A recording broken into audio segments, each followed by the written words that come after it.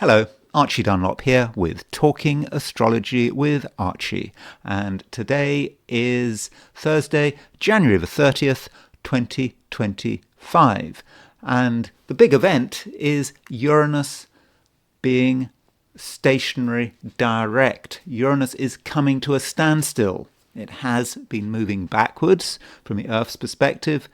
Now it's not moving at all, and it is about to go forward. And when you do have a planet like Uranus coming to a standstill, it is an event which is worthy of comment. And in this video, this is one of the things I'm going to be talking about. But before I focus on Uranus, I want to consider the astrology and the I Ching for the day, which is Thursday, January the 30th, 2025.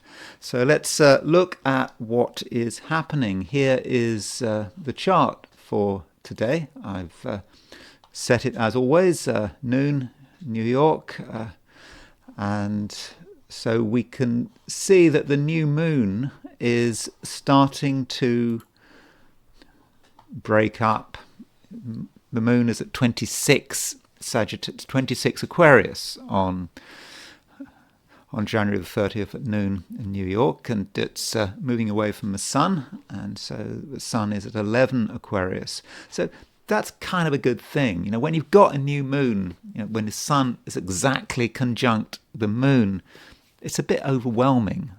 You know, the poor moon is kind of burnt up by the sun, and there isn't much objectivity. It's just best to keep quiet.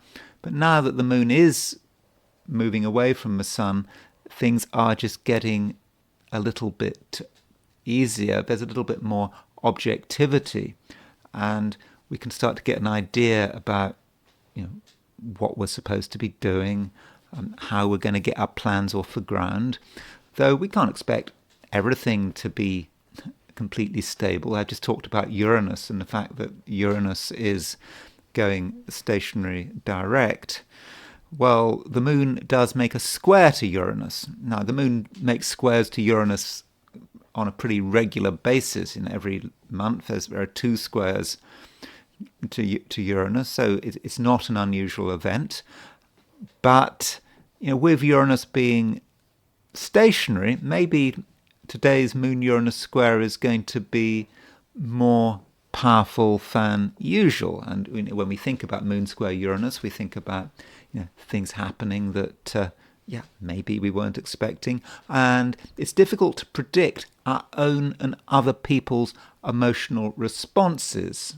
And so don't be surprised if people express emotions which are somewhat dramatic, but I wouldn't be too worried about it. You're not going to see crazy emotion, I don't think, because, you know, the water signs are not involved, and it's Moon in Aquarius. Moon in Aquarius tends to have a certain amount of detachment, and it makes a square to Uranus. So it may well be that this Moon square Uranus manifests not as blasts of anger, but instead stubbornness.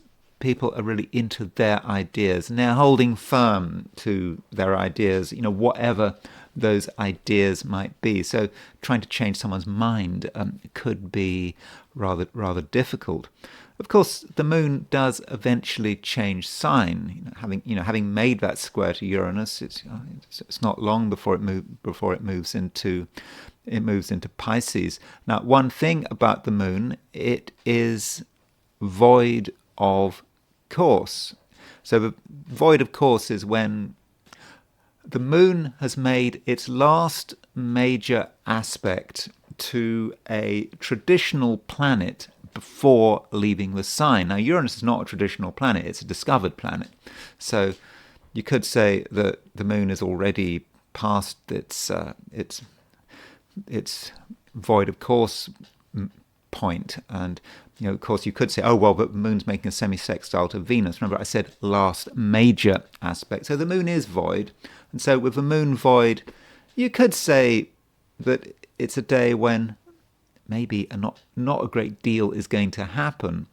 Or rather, if we try to get something off the ground, it might just not work. And I know that the new moon is about new beginnings, but at this early stage, when the sun and the moon are both in Aquarius, it's perhaps a time when we don't really see the full picture, and perhaps we need to get more objectivity, and that can only happen when the sun and the moon are in different signs. And of course that will happen when the moon is in Pisces, and the moon goes into Pisces at 22:52 London time, so just before 11 in the evening in London. So if you're in Europe or parts of Africa, then yeah, the moon might be in Pisces right at the end of the day, but effectively it's tomorrow. If you're in the Americas, moon goes into Pisces late afternoon, early evening today, so you might see a change. I think a fortunate change in some respects, because, as I've just said, it's good when moon is in a different sign from the sun just after a new moon. It does give us that all-important objectivity. Now, as far as other aspects are going on, there isn't a great deal happening, certainly in terms of the moon. There are some solar aspects that need to be considered. One solar aspect is an aspect between the sun. Where's the sun gone? The sun and Jupiter. So we've got the sun trine Jupiter. So that sun trine Jupiter, I've talked about the moon being void, of course, but with the sun trine Jupiter, that is a good aspect. The sun, you could say, represents the life force, and so trine Jupiter, there is a certain amount of optimism today. There are things that we can be happy about, and we really should try to see things in the best possible light, especially as Mercury is currently making a square to the Venus-Jupiter midpoint. So Mercury is about ideas and how we're thinking about the world, and if it's square the Venus-Jupiter midpoint, there is a sense of optimism, sense that things are okay. And maybe that's how we're feeling after the new moon. I've talked about the new moon yesterday, and this new moon but the new moon was square Jupiter, and now the sun the new moon was trine Jupiter. But now we've got the sun definitely making that trine. So as we move into the year of the snake, sort of many of us may be feeling that maybe things really are getting better. And there is another aspect. The sun is decile Saturn, and there is the sun, and that means that the sun and Saturn are exactly 36 degrees apart. 36 degrees is a tenth of the circle, and it's what we're trying to do. And it's perhaps we have a vision, we have an idea, something we'd like to make happen. And Sun decile Saturn is about trying to organize ourselves.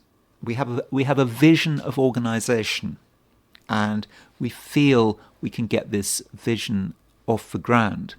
And yeah, it can happen. It might not come easily. Maybe if you're like me, it's all complete chaos. It's a bomb crater. Maybe you're like me, but I can still have hope. I can hope to get myself together, and I can have that vision of organization. You can have that vision of organization too, and you can actually make that vision happen. And it is interesting that we've got Sun decile Saturn at the same time as you've got Sun trine Jupiter. And at this stage, one kind of starts to be a little bit mathematical about it. And so you think, well, Sun decile Saturn, well, that's a tenth of the circle. And Sun trine Jupiter, that's a third of the circle. So we've got a 10 and a 3. And then you're thinking, well, what number is divisible by both. What's the lowest number that's divisible by both 10 and 3? And I think the answer is 30. Is that right? I think it's 30. And so if you want to see those 3 planets together, Sun, Saturn and Jupiter, if you want to see the linkage between those 3 planets, you have to think about the 30th harmonic. So the 30th harmonic, what that means is I take every single planet in a chart, I multiply it by 30, and then you get you multiply the absolute longitude by 30. Then you subtract 360 from your answer, and you keep subtracting 360 until you're below 360, and then you convert to the signs. And I mean, sorry to be technical about it, but if you're interested, that's how it works. And we can create a 30th harmonic chart. This program does allow one to do that. And so if you create a 30th harmonic chart, you can see that Sun, Saturn and Jupiter are all together. So the Sun is starting to move towards a conjunction to Jupiter and Saturn on the 30th harmonic. So what is the 30th harmonic about? Well, the 30th harmonic, it might actually be better to think about it in terms of the 15th harmonic, because rather than see a conjunction, we'll see an opposition. So let's just make it a little bit easier and turn that into the 15th harmonic. Sorry to make these things so complicated, but let's just look at the 15th harmonic. So here's the 15th harmonic. Remember, 15 is 5 times 3. So on the 15th harmonic, we've got a Sun-Jupiter conjunction, which is opposition Saturn. And I think that makes a little more sense. So the number 15, what is 15 about from an astrological point of view? I have seen a comment trying to link this with numerology. With numerology, you add numbers together, but with this stuff, it's multiplication is what you need to be thinking about. And 15 is 5 times 3. So 15, 5 times 3 is what we're trying to create. It's the kind of style we're trying to create. That's the 5-ness of 15. And 3 is 15 times 3. It's about easy style, something that we can bring to bear easily. And so Sun conjunct Jupiter, which is which you could say that is the Sun trine Jupiter. That is the ease of Sun trine Jupiter, the fluidity of Sun trine Jupiter. Remember, Sun is the self. Jupiter represents our optimism. We do want to show that everything is fine, but it's opposition Saturn. And so what we're trying to do is we're trying to make it all sound very easy. We want to have a natural flowing optimism, but we can't quite pull it off, and we have to struggle for it. And so that's something that we can do, but not struggle too hard. We can do it. We can, in the end, not just show optimism, but show easy, unaffected optimism. I mean, I'm not saying it's straightforward, but it is something that we can do. But probably I've completely overcomplicated the matter. And the point is, Sun is decal Saturn, Sun is trine Jupiter, and we are trying to create a certain impression. There's a normal chart. So Moon at 26 Aquarius at noon, New York time. If you're in Australia, New Zealand, then the Moon is at 17 Aquarius, at noon Sydney. I mean, it will be a bit earlier if you're in New Zealand. But the Moon is in the middle of the sign. It's closer to that new Moon. So if you are in Australasia, you'll perhaps be feeling the immediate impact of the new Moon more strongly than if you're in the Americas.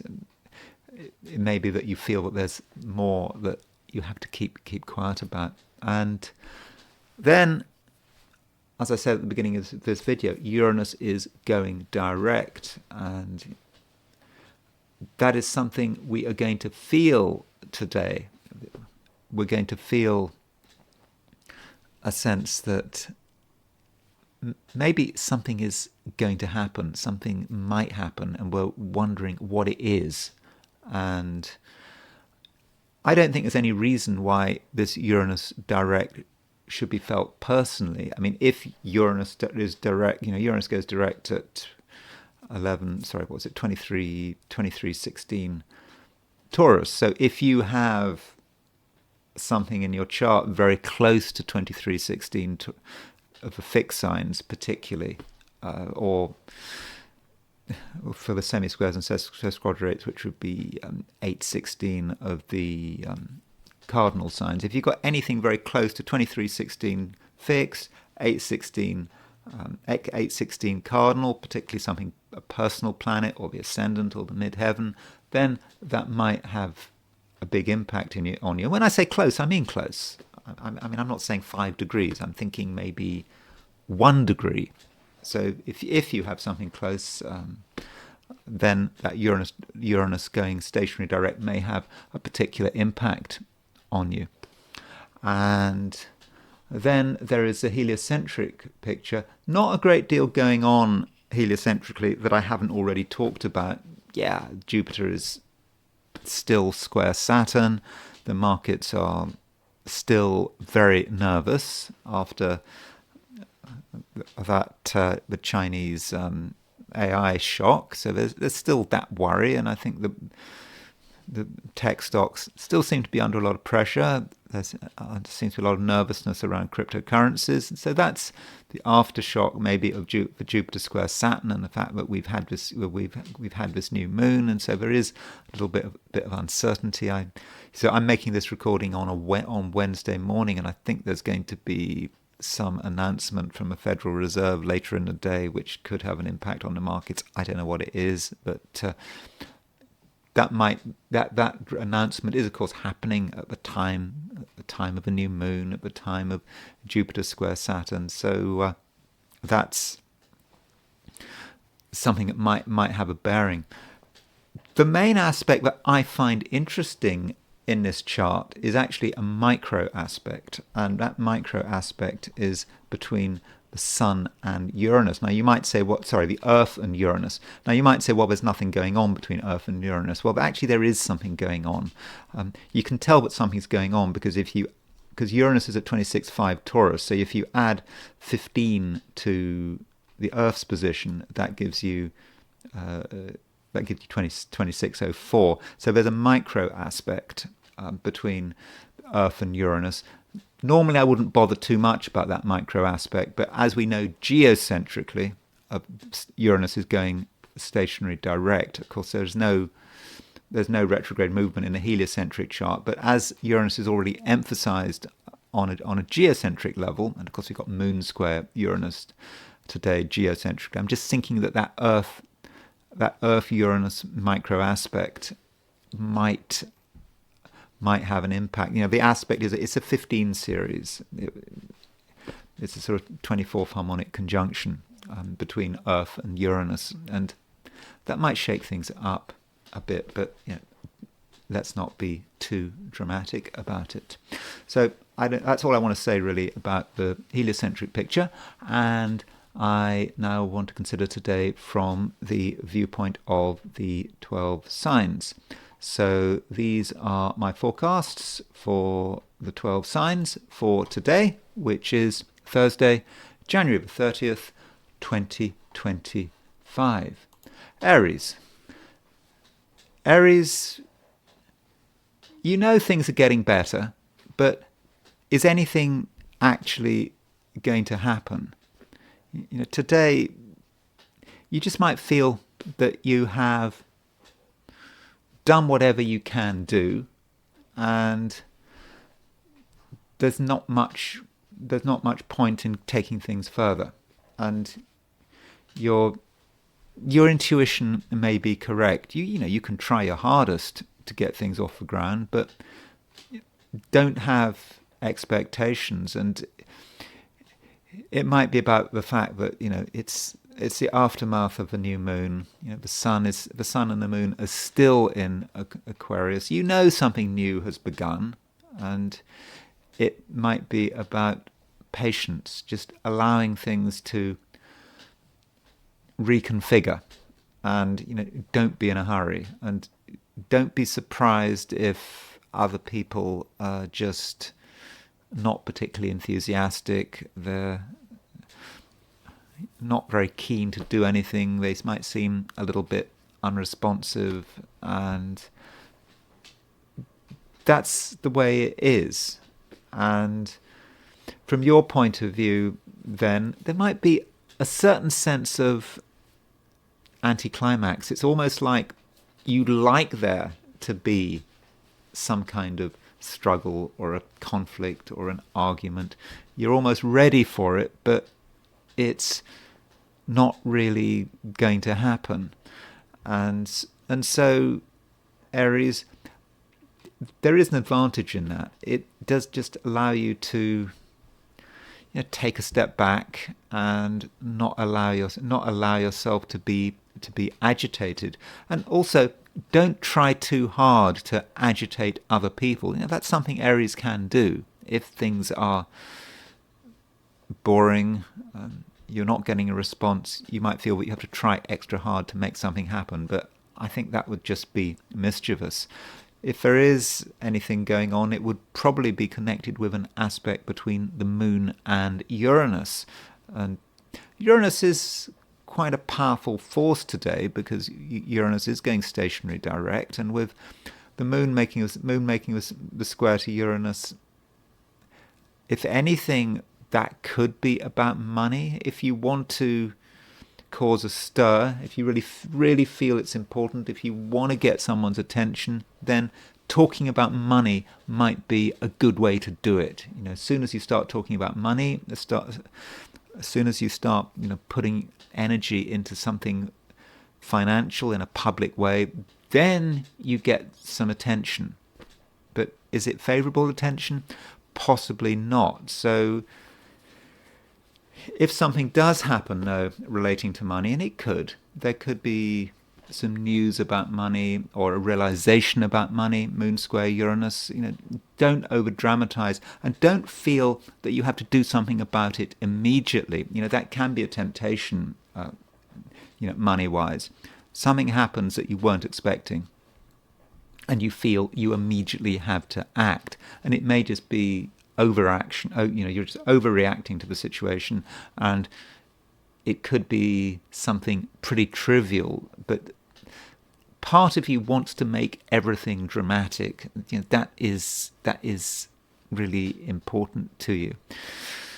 Now, if there is a silver lining to today, something to be happy about, it would be this trine between the Sun and Jupiter.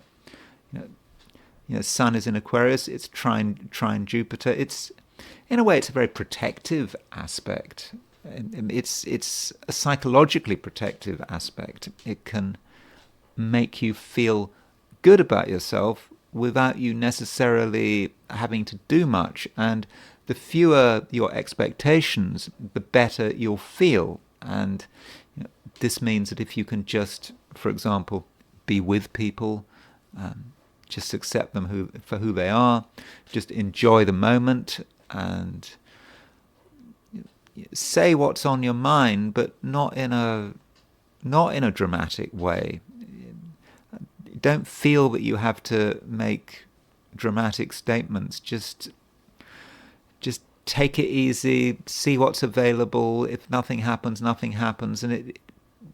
And really, Aries, if you think about it, you know that you can't expect anything to happen right now. But that new moon yesterday was trine Jupiter. The Sun is trine Jupiter. If you step back and you really think about it, you'll realize that things have changed, and soon enough you'll see that change around you.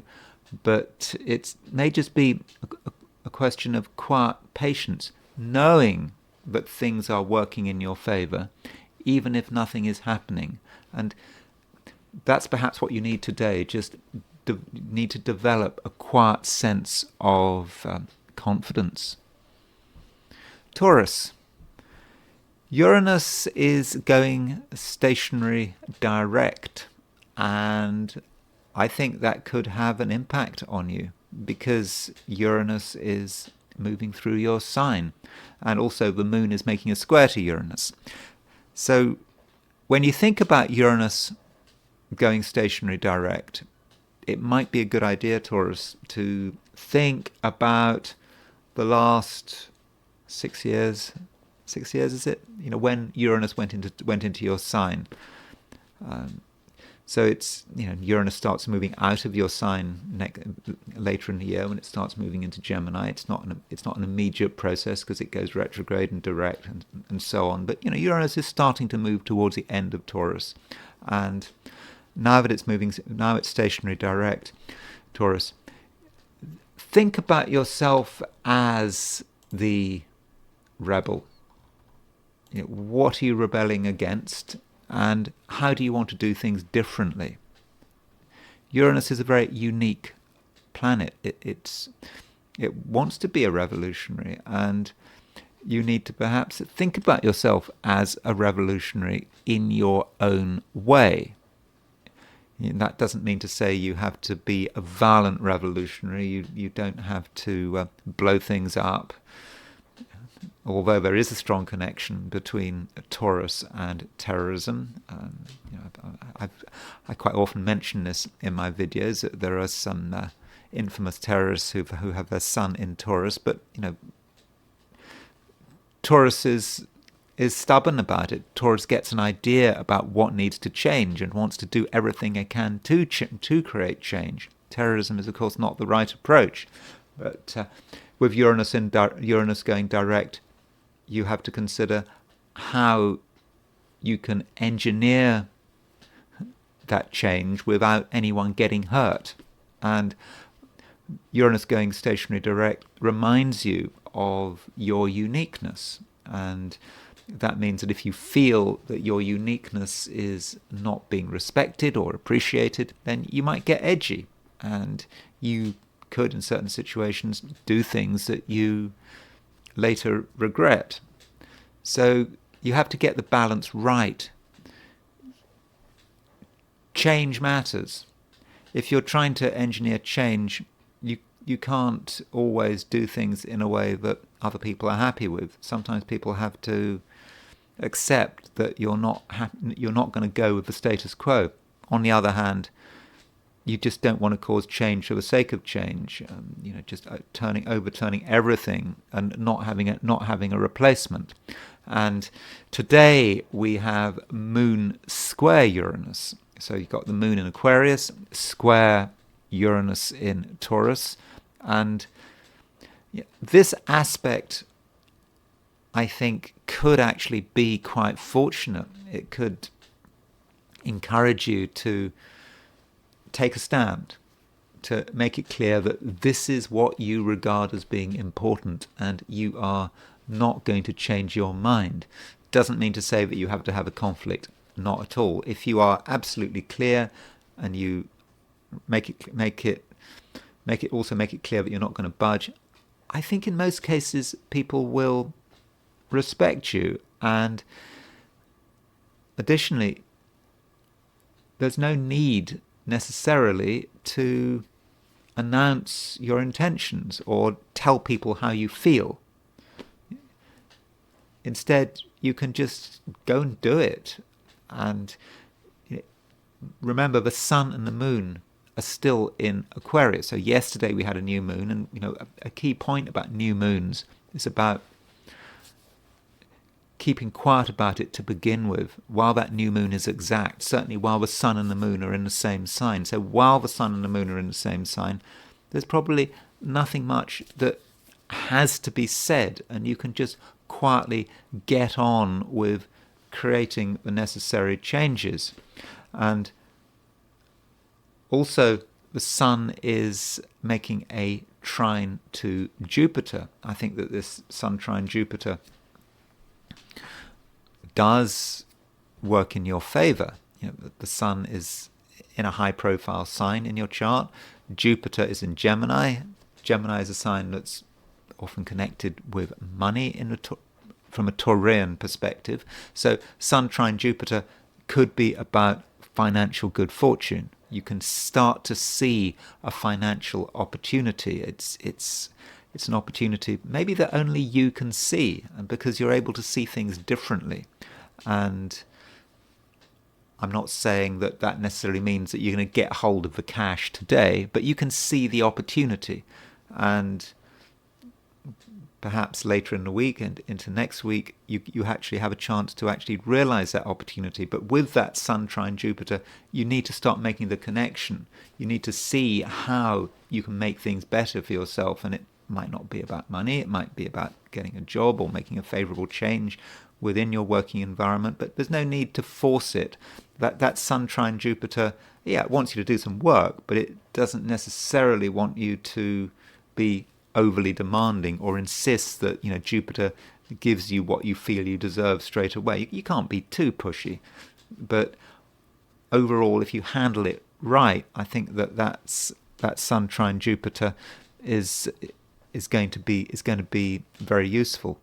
So Taurus, to conclude, it's in a way quite a dramatic day. I mean, I think you're going to feel that things are dramatic, and you're going to feel the power of your own individuality. And you need to respect that individuality and, respect that one way or another, you're able to create some very big changes.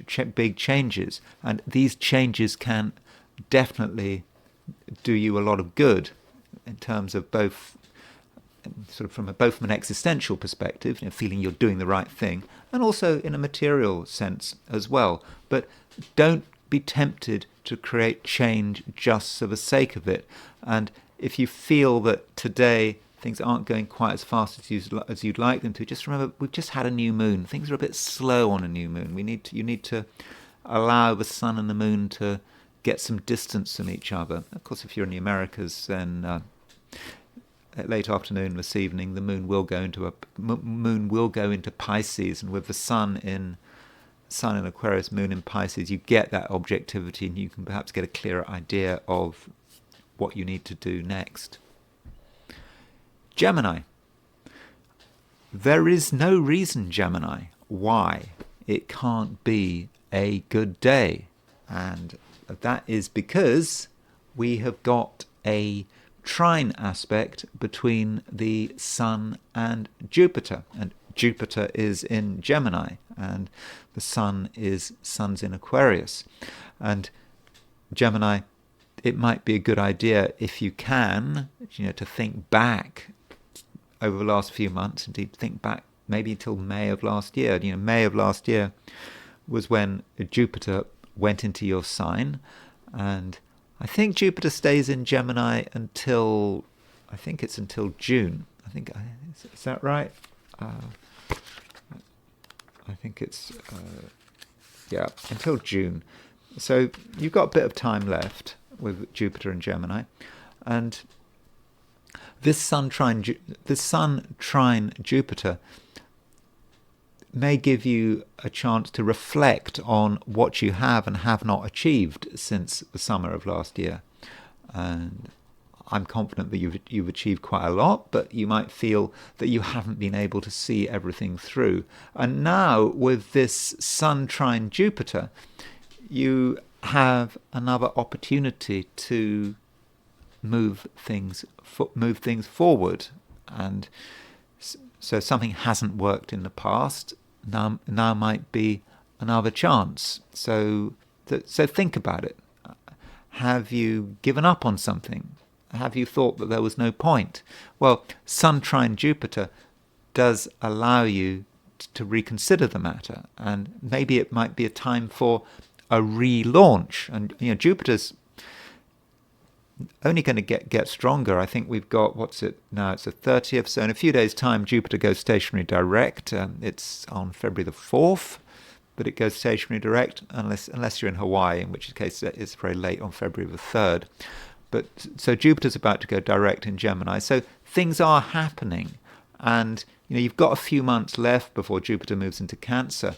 So Gemini, really get things together. And of course, I'm talking to myself here because I've got my sun in Gemini. There are certainly things I need to get together, and I'm aware that time is flying, and so don't hesitate. Sun trine Jupiter. Ask yourself what do you need to do, and be prepared to consider not everything, but just about everything. There may be things that you have not taken seriously. They've been available to you, but for one reason or another you thought, nah, it's not for you. You can't do it. It's too much. But no, with this Sun trine Jupiter, it's not too much.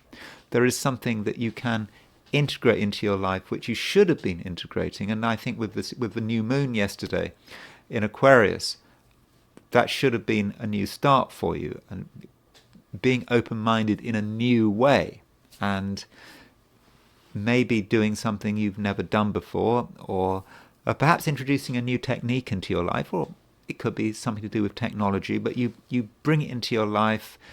You're not entirely confident about it, but it's serving a higher aim. And going back to that sun trine Jupiter, then I think that this is something you need to get off the ground, and you need to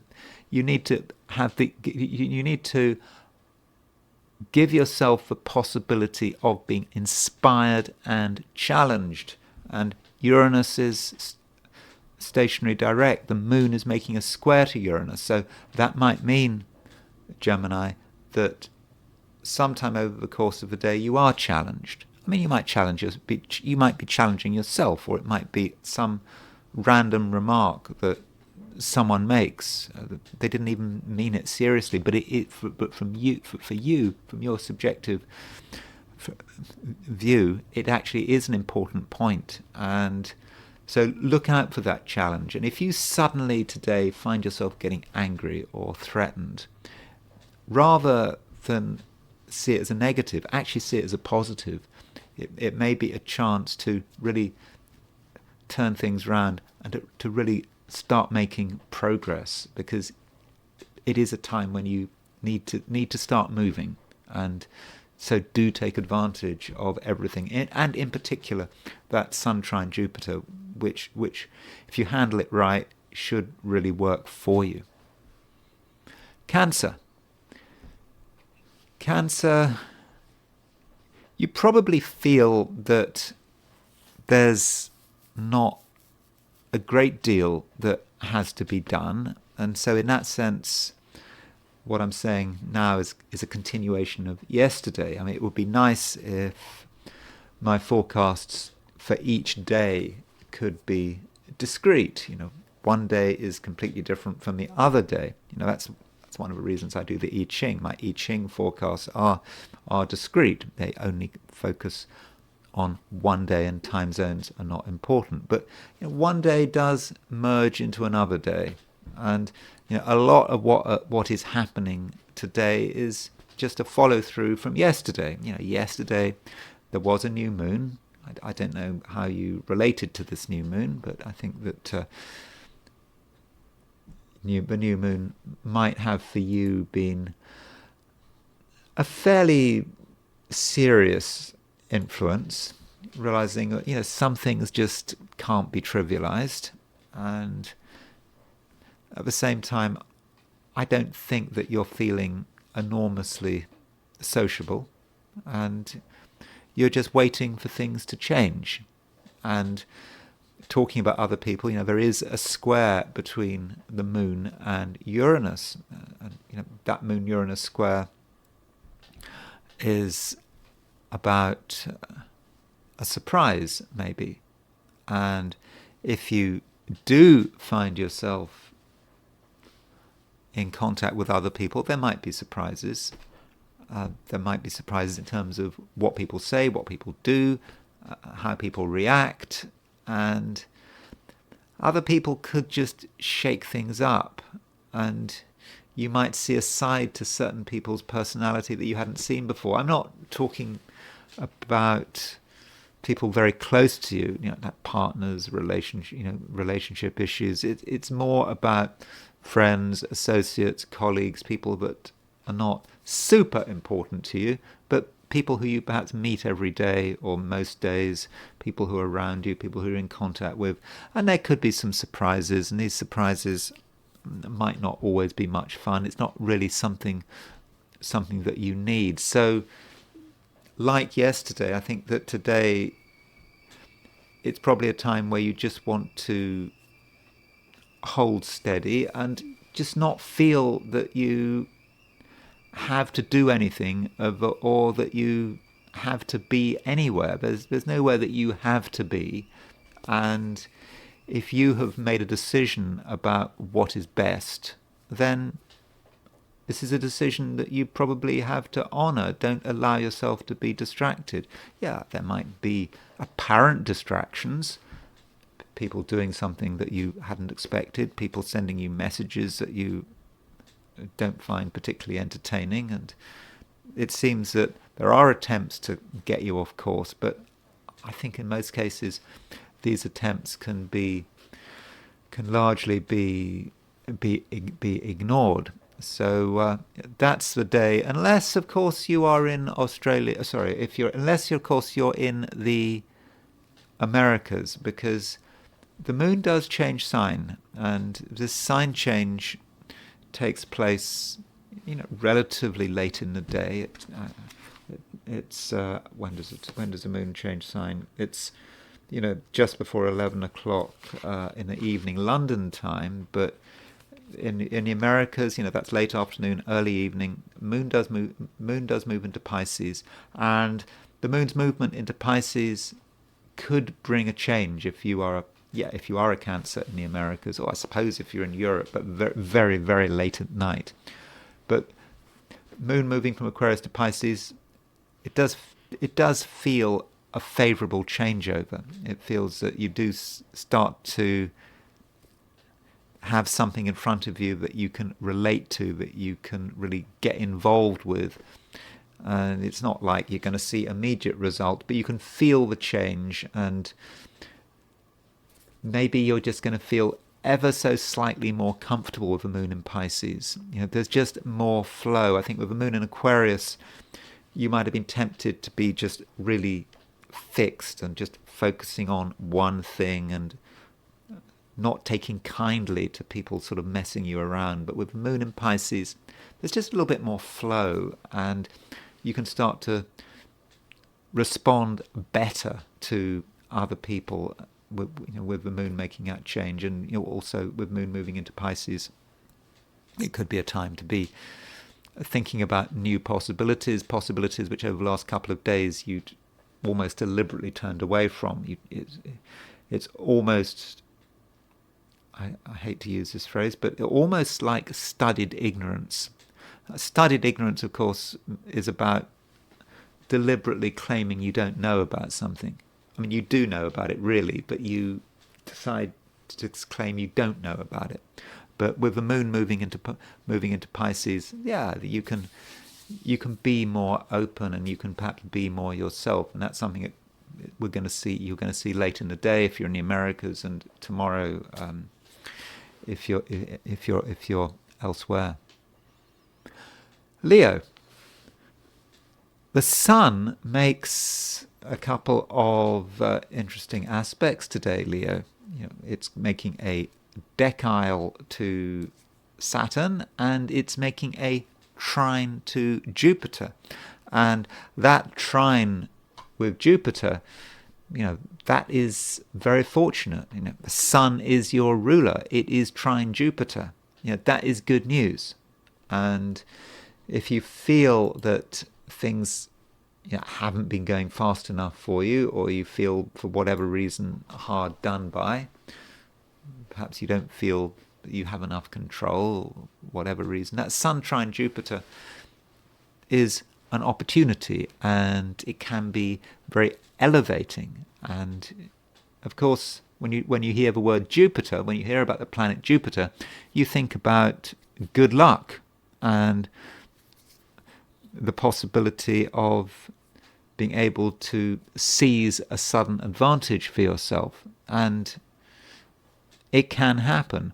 The question is, what is the best way of taking advantage of this Sun trine Jupiter? This Sun trine Jupiter, Leo, is quite sociable. Jupiter, Jupiter's in Gemini. That's a very sociable place for Jupiter. The Sun is in Aquarius, your opposite sign. So the Sun trine Jupiter does indicate that you should be able to benefit from other people by just being with them. And you shouldn't be thinking about benefit. The key point here with this Sun trine Jupiter is, of course, not to have expectations. I always say that. But to continue with a position of detachment. I think when I was talking about yesterday, I talked about detachment when I was talking about Leos, and I continue with this. That this detachment theme continues to be important. Don't take anything too seriously.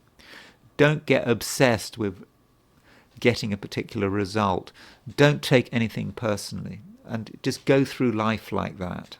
Today, I'm not saying you should always go through life like that, but today you should. And at the same time, be aware that the Sun is trine Jupiter, and it just may be that the advantages of that Sun trine Jupiter, if you need a light touch. If you go in heavy, you think, I want this has to happen. I want to be lucky. I want to be fortunate. But that's not how Sun Jupiter is going to work. Sun Jupiter trine is not going to appreciate that. You need this light touch.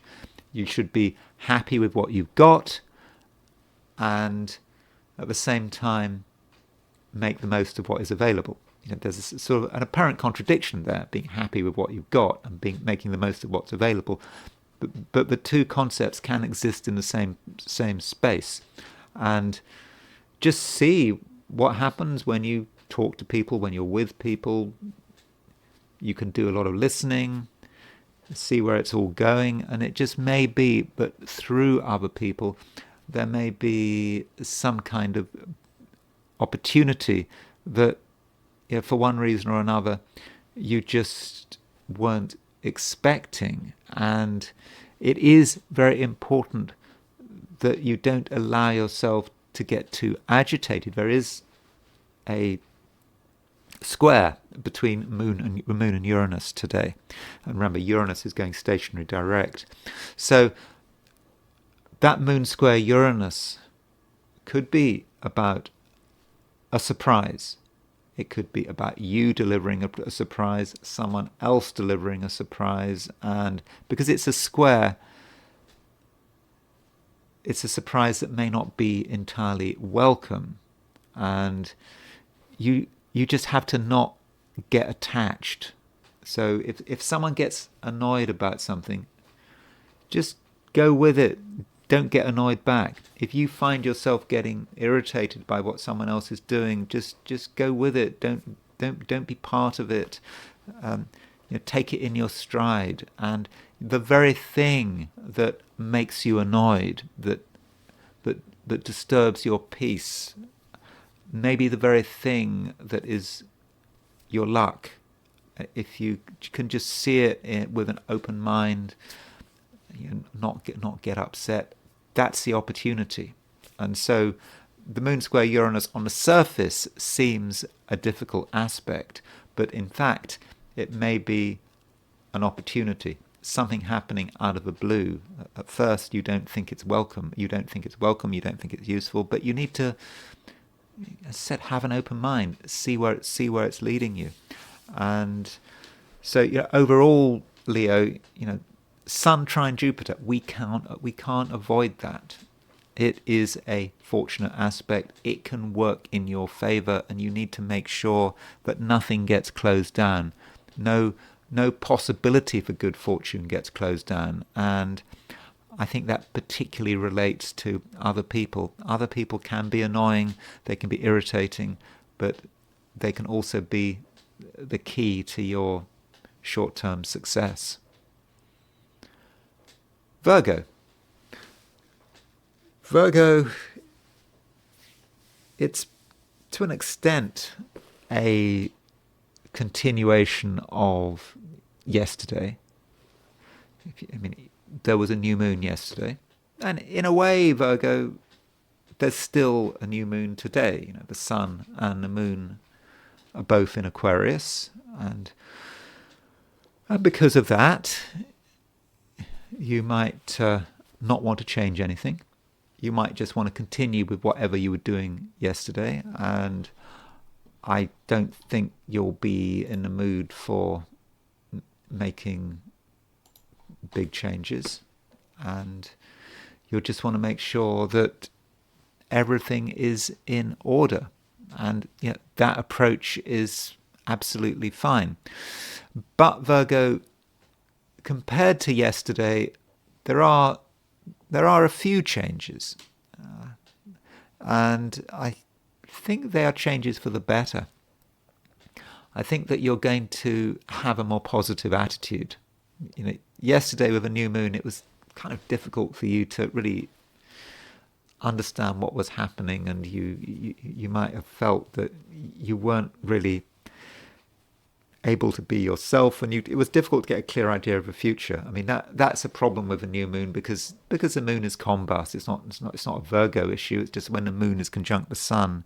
Yeah, it's a new beginning, but you're thinking, well, where is that new beginning? What is that new beginning? And now, when the sun and the moon are a bit apart, are starting to move apart, you're seeing possibilities. And if you allow yourself, you can be optimistic about the future. You can see what can happen. You can see how well things could go.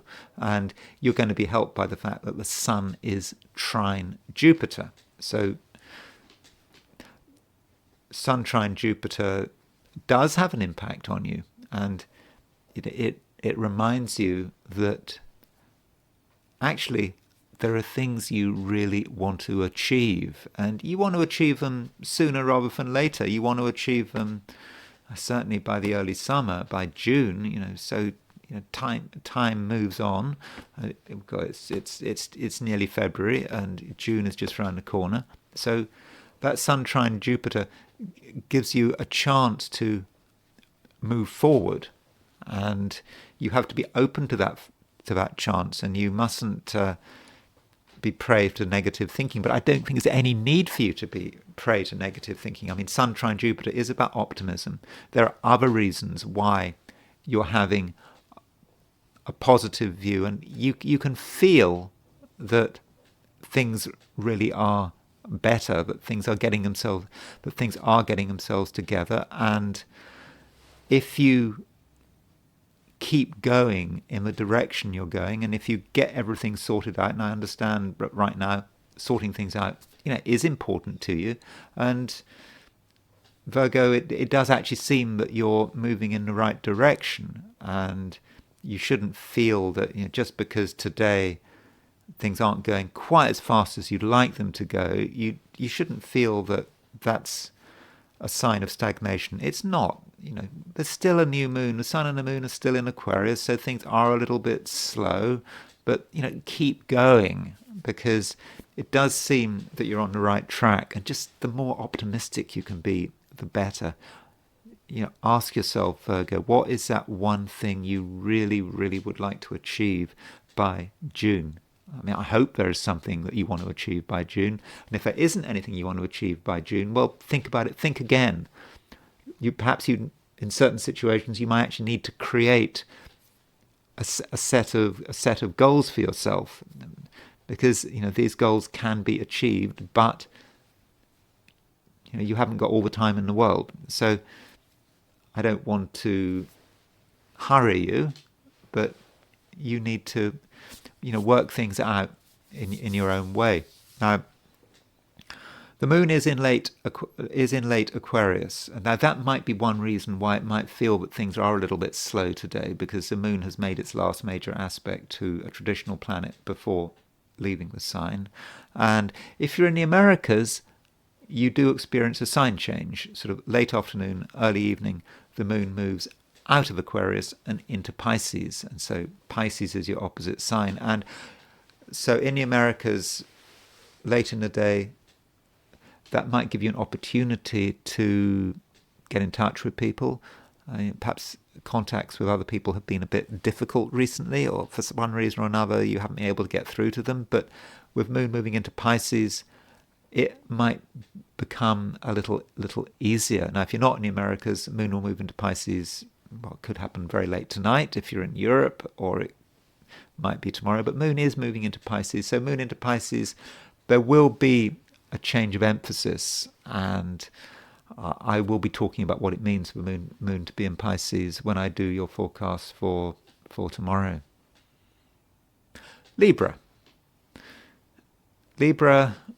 we continue to have these 4 planets in Aquarius, and I think yesterday and the day before I talked about these Aquarius planets, and if you remember, I was very positive about this Aquarius emphasis, and it's not just about the last few days and today. It's about the next few weeks, and do take advantage of all those planets in Aquarius. This is a time when Librans need to think about themselves and think about what it is possible to achieve, because at the moment a lot can be achieved, especially if you put yourself first. It's not about achieving in terms of another person's view. It's about you and what is important to you.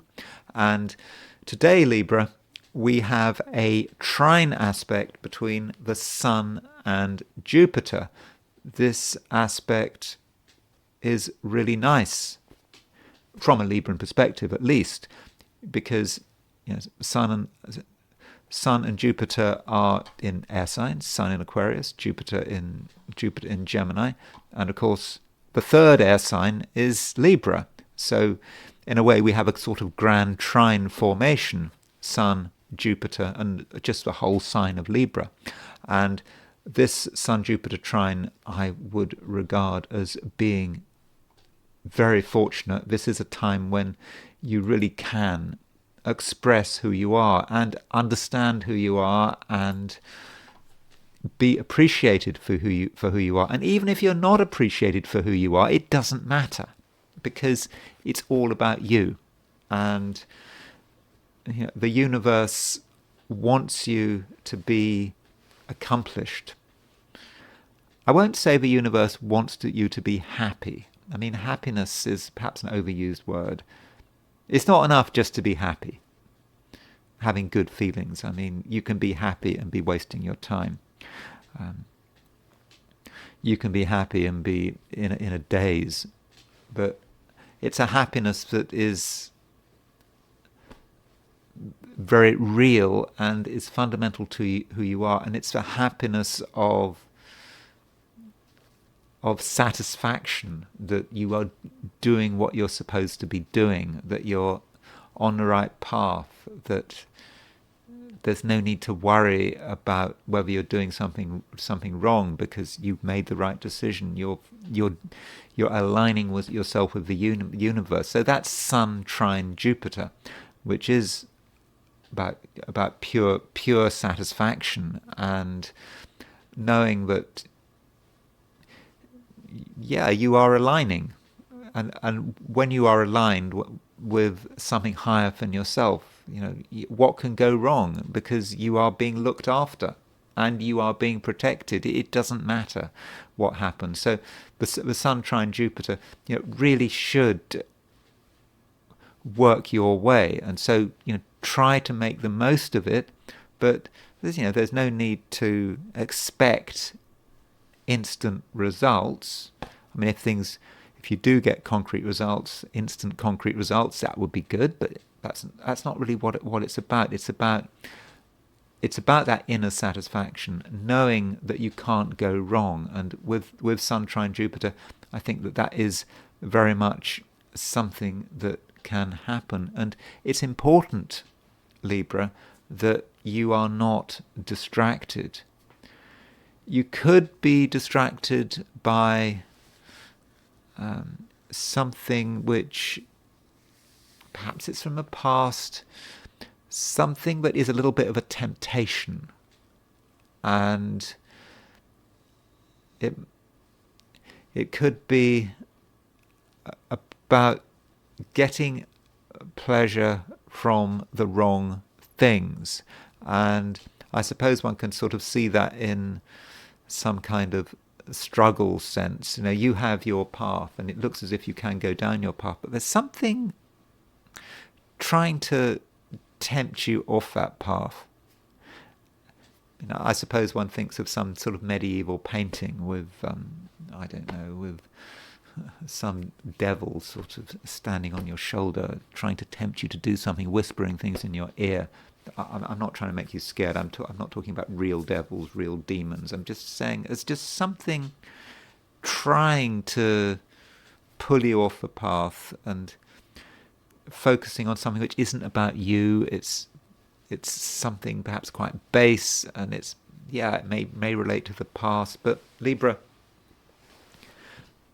Jupiter wants you to be successful. Jupiter does not want you to be distracted, and it does mean that if you just keep going forward, you can really you can find what you're looking for.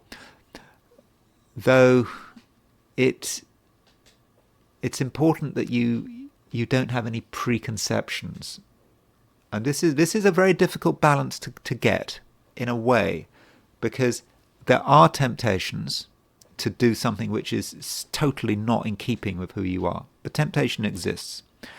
At the same time, some of the things that you should be really spending your time on may not be obvious. They may be hidden. And, one image I'm getting might be going through the garbage can. And going through the garbage can because you can find what you're looking for in the garbage can. Or, I don't know, it's sometimes like, when you've vacuumed up something really precious and you have to go through all the dust and whatever because it's there. And so that means don't have total preconceptions about how you should be doing things. It just may be that you have to look amongst the garbage for something special, but it's just important you don't become part of the garbage. Maybe that's the key point, because if you get too close to the garbage might take you over. So you're trying to get what you're looking for, you find it, and then you just move on. And Libra, this shouldn't take away from the fact that it can be a great day, and that Sun Jupiter trine is going to work your way, and it's going to work in your favor, and it's going to protect you from anything bad happening. Scorpio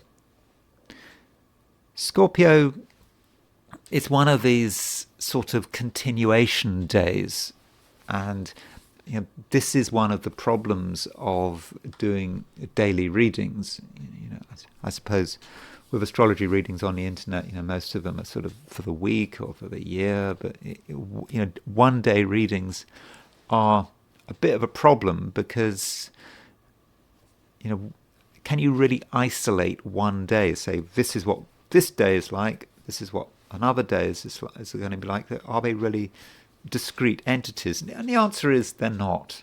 And what happens in one day moves on and exists in another day as well. And so yesterday, when I was looking at your sign, I was suggesting it is about staying in one place, and I emphasized the family and the home, and I was saying that these things are important to you, and thinking about the past. And really, the message is similar today. There's not anything that you absolutely should be doing beyond your own home and family and your own private interests. So it's very important that you don't allow yourself to be pressurized. But there is a slight difference of emphasis, probably in a more positive sense, because today we do have a trine between the Sun and Jupiter. This trine between the Sun and Jupiter, it does affect all of us, and this trine I regard as being pretty fortunate. And what this trine between the Sun and Jupiter does, Scorpio, for you is it does allow you to concentrate on the things that are important, and you can really get deeply into them and develop a new set of understandings about these things. And you can keep going deep, go deep into things, and don't regard anything as being out of bounds. Everything is, well, pretty much everything is a legitimate area of inquiry. And this Sun trine Jupiter may actually be quite fortunate for your career or your business, if this is relevant. Now, yesterday I wasn't really talking about career and business. I wasn't emphasizing that. But today, with the Sun trine Jupiter, that might be about what it's about. And that doesn't mean to say that you have to necessarily have a high-profile day. In fact, you should avoid having a high-profile day. You should do things on your own. But if you can do stuff which is related to work or business, if it's relevant, of course, I understand some of you are not working, but I have to cover everything.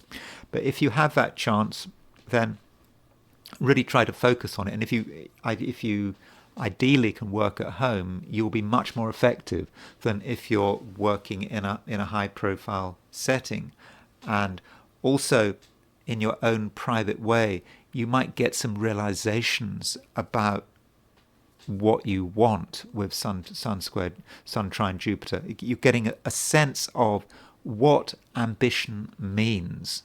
And ambition, is a word that's just thrown around, and one can see that it's connected with, I don't know, money and power and status. But ambition goes further than that, particularly from a Scorpio perspective. Ambition is about desire, and desire from a Scorpio perspective, is a powerful word. And it's a word that's often trivialized, but it's not a trivial word, desire. It's something that you absolutely feel that you want, and you really want it, and it's not something that you can compromise, and desire can keep going for long periods of time. And with this Sun trine Jupiter, perhaps you can really look at what your desires really are, and what you want, and perhaps in terms of things like your career, there is a desire. There might be a desire for success, for accomplishment, but it's more than that. It's just personal. It's personal to you. And with this Sun trine Jupiter, I think that you can actually make sense of it.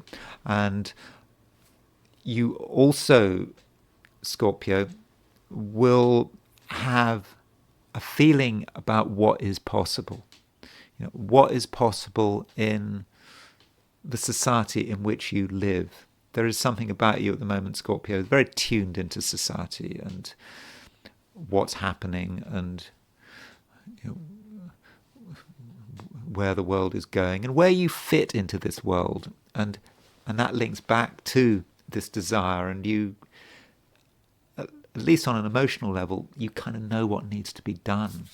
And you are really helped by that sun trine Jupiter.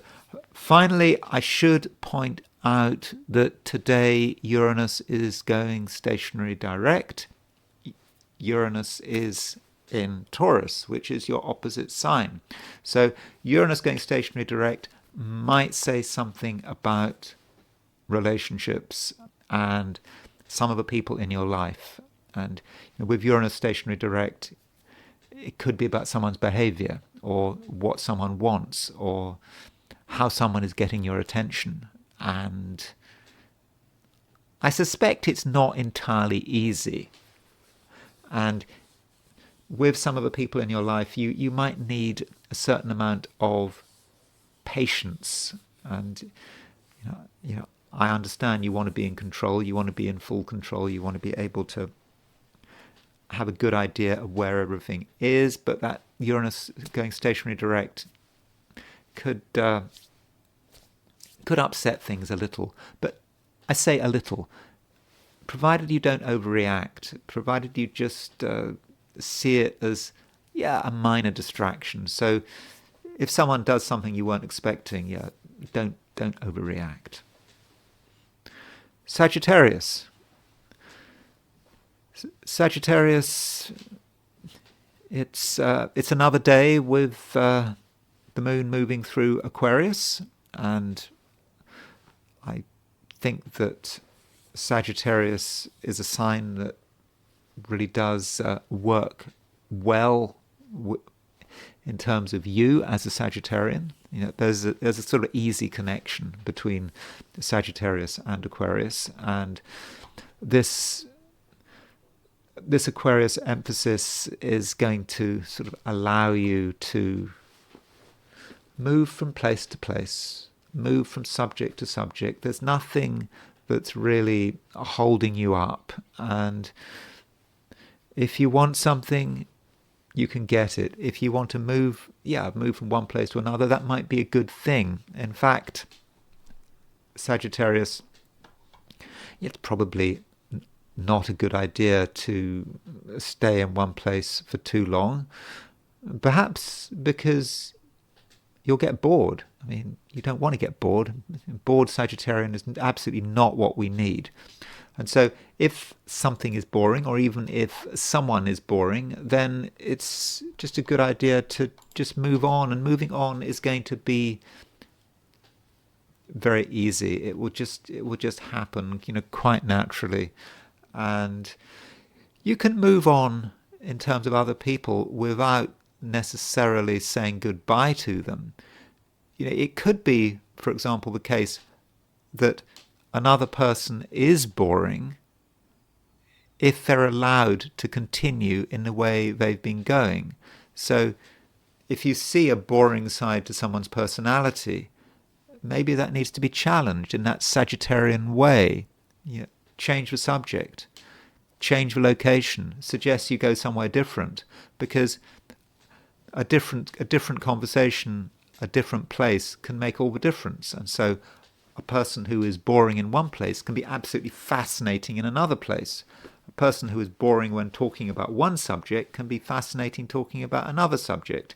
So maybe with other people, don't jump to conclusions. Just because someone is not giving you what you want doesn't mean they can't give you what you want, but they just might need a little bit of encouragement. And in general, your verbal skills are going to be very good, and you perhaps have a chance to communicate in a new way. I mean, how have you been communicating recently? You might, for example, have just been communicating through text messages, or just emails, or through phone calls, or just through some other method. But perhaps try another method of communication, and this might be what the new moon is asking you to do, because yesterday we had this new moon, and the new moon might be a new message. And it might be that you were trying to make a point very hard for weeks and months in the past, but you weren't having much success, and you've suddenly found a new way of talking, and this new way of talking, or the new way of using words, could actually be very effective. Now, one aspect we have today which should be quite fortunate is a trine between the Sun and Jupiter. So, Jupiter is you.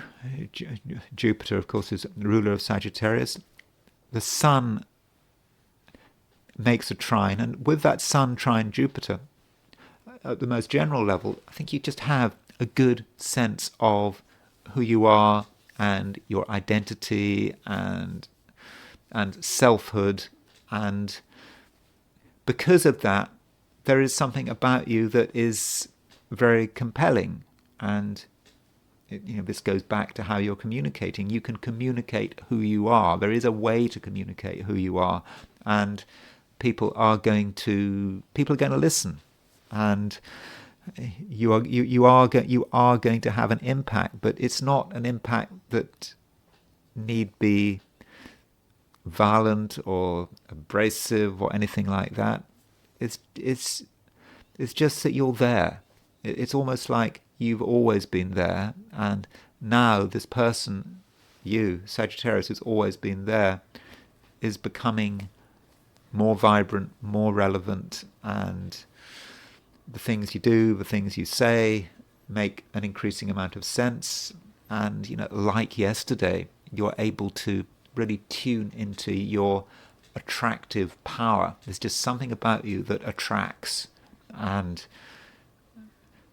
that might mean that you're attracting good luck. It might mean you're attracting people. It might just be that you're attracting the cosmos, and you're able to use the cosmos to get your way. So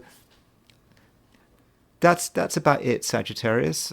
It does seem that you are in a pretty good position. I think towards the end of the day, you might find that things are slowing down a little, especially if you're in the Americas, because the moon is moving out of Aquarius into Pisces. But that movement may not be such a bad thing. Moon in Pisces will give you an opportunity to sort of ground things and start to get a bit of a perspective. But I'll be talking about that when I do your horoscope for tomorrow. Capricorn, there is a trine aspect between the Sun and Jupiter. This trine aspect between the Sun and Jupiter is probably today's main aspect, and this trine is maybe not completely dramatic, but I would have said that it could be fairly helpful maybe in just a completely material sense. The Sun is in Aquarius. Aquarius is a sign that can have a financial connection, and if it's if Sun is trine Jupiter, that gives you the opportunity to look after your own interests, particularly your financial interests, and make sure that everything is in order. And that might mean, of course, if you're in the Americas, if you're in the United States, tax season is about to start. I think the deadline is April the 15th. So if you're an American Capricorn and you're thinking about tax with Sun trine Jupiter, this might be a time to start to sort it out and get things together.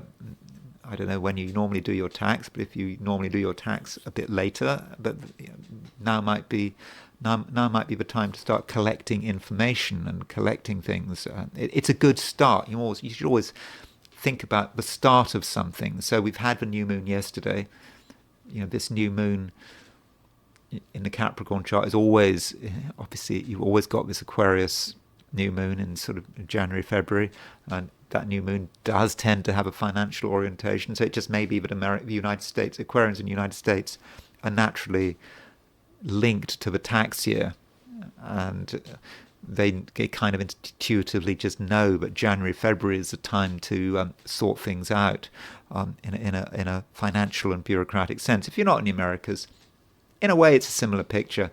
It is a good idea to look at your finances, and with the Sun trine Jupiter, you can, I think, make some really quite fortunate reorganizations. And so that's looking at things from a sort of a money point of view, but we could actually see this Sun trine Jupiter from a health perspective. And at the moment, Capricorn, with Jupiter and Gemini, your health is important. Jupiter's been in Gemini since May of last year, so this is a time when many Capricorns can take measures to make themselves more healthy, focus on the right things, get away from the wrong things. And Sun trine Jupiter is a very healthy aspect. The Sun is the self, it's the life force, and it's trine Jupiter. So Capricorn, think about what you could be doing to make yourself more healthy. And we've got the Sun and Jupiter in air signs. So when you're thinking about the air signs, you might be just thinking about the air you breathe. So what can you do to make the air you breathe more fortunate and more life-giving? And I don't know. I'm not an expert on these things, but one thinks about filtration and getting rid of pollutants. And of course, if you happen to be a Capricorn smoker with Sun trine Jupiter, well, now would be a good time to stop what you're doing. So you do think about what you're breathing in with Sun trine Jupiter. But even if it's not about the air, I think that with Sun trine Jupiter, it is a chance to really make yourself feel fitter and more alive and more connected. So that really is something that you can do. And don't underestimate yourself, Capricorn. It's a time when you might not have much to say, but the words you do say, the things you do come up with, are compelling. People are going to listen to you. So don't be modest, Capricorn. Don't feel that people aren't interested. Capricorns can often say that. They say they're not interested. No one's interested in what I've got to say.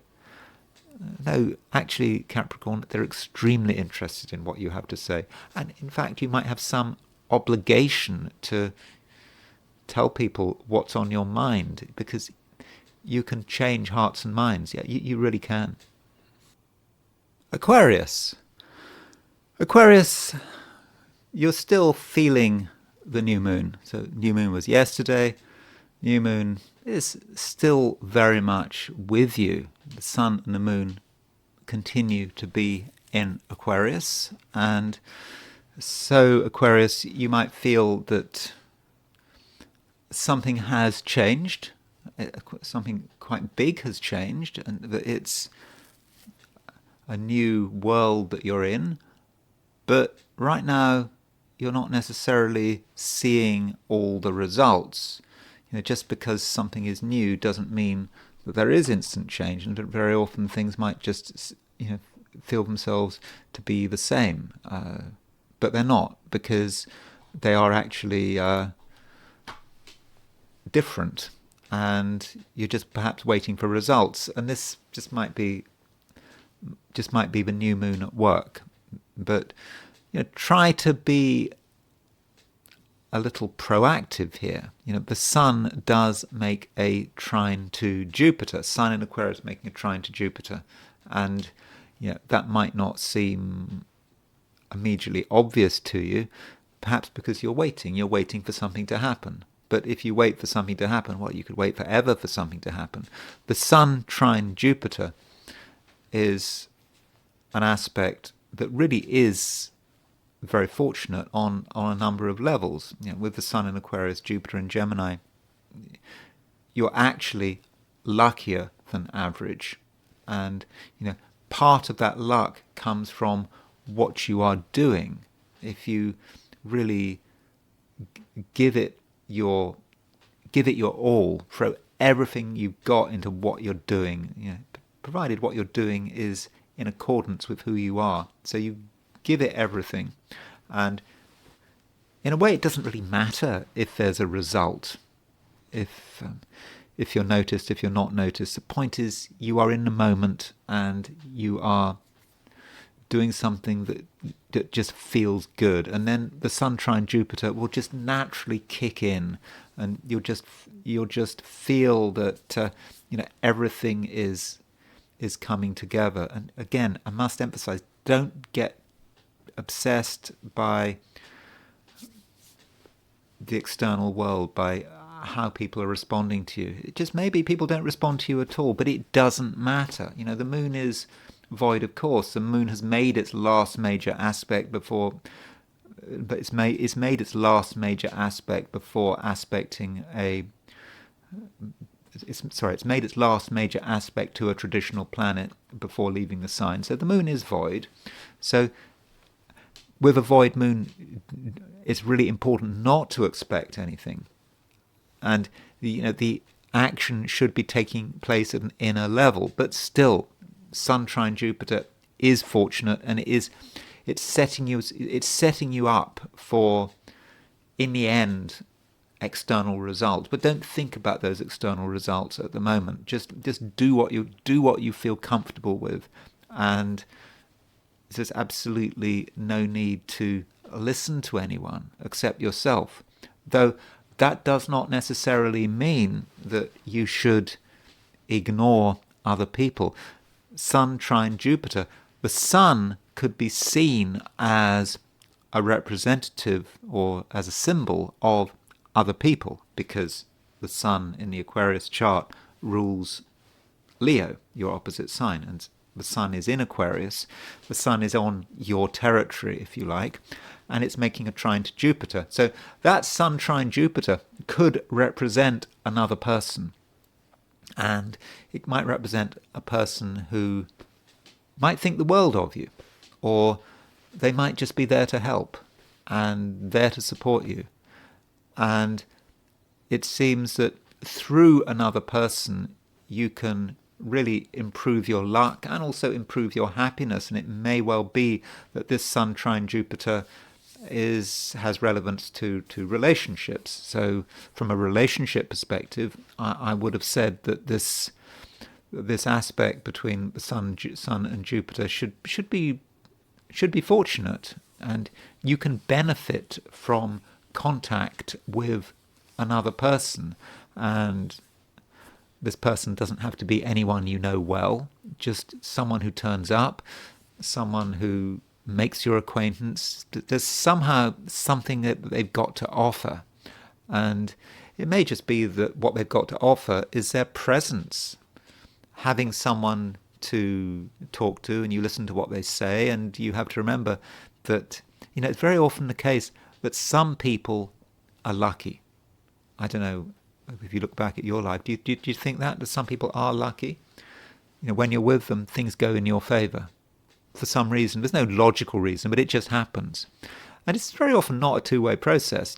Just because you're lucky for one person doesn't mean that they're lucky for you, and vice versa. Someone can be lucky for you, but that doesn't necessarily mean that you're lucky for them. But still, you can benefit from another person or from contact with another person. So it's very important, Aquarius, that you don't have an isolationist approach, and also be tolerant. There is a square between Moon and Uranus today.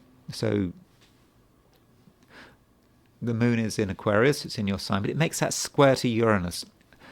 That Moon square Uranus could be an irritation, especially as Uranus is going stationary direct. So with Uranus going stationary direct, that might say something about your home or your family, or something going on at a fairly root level, which is a bit disturbing. I mean, I'm not saying super disturbing, but something that requires your attention. You don't really want to give it your attention. It may be a member of your family, this may be something trivial going on in your home, but something that just needs some of your time and attention. And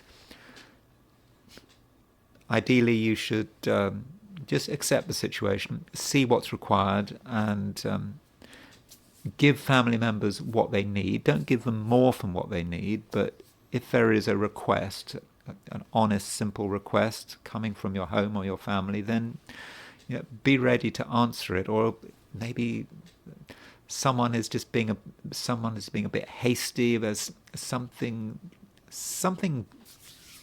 is a bit of a bother in the home environment, and just don't take it out of context. And also remember that the key aspect today is Sun trine Jupiter, and that Sun trine Jupiter can really work in a way that is entirely fortunate. And also, one other aspect we have today is Sun decal Saturn. That Sun decal Saturn, Saturn is your ruler after all. Sun decal Saturn can be about how relationships work, and I've already suggested that certain relationships can work well, and Sun decal Saturn suggests to me that they need a little bit of effort, and it may not feel entirely natural. So there might be a person you feel you want to get on with, you want to form some kind of relationship with them, and it's not spontaneous, but it has to be planned a bit, and with a bit of planning, and you have a vision about what this relationship is for, what its purpose is, and through that planning you can actually make a relationship happen. But I'm not saying that this relationship is of any particular nature. I'm not saying it's anything long term. I'm not even saying that it's anything to do with romance. It could be some passing congruence of interest, but that's whatever it is. That Sun decal Saturn could help you form the right relationships with certain other people. Pisces, the moon is getting ready to move into your sign. In fact, if you're in the Americas, then late this afternoon, early evening, the moon does move into Pisces. And of course, when the moon moves into Pisces, that will mean that there are 4 planets in your sign. You have Moon, Saturn, Venus, and Neptune. Oh, and let's not forget the North Node. So that is happening. But for most of us, that's going to be late in the day, perhaps tomorrow. I think if you're in Europe, right at the end of the day, towards midnight, the moon will move into Pisces, and it's something to prepare for.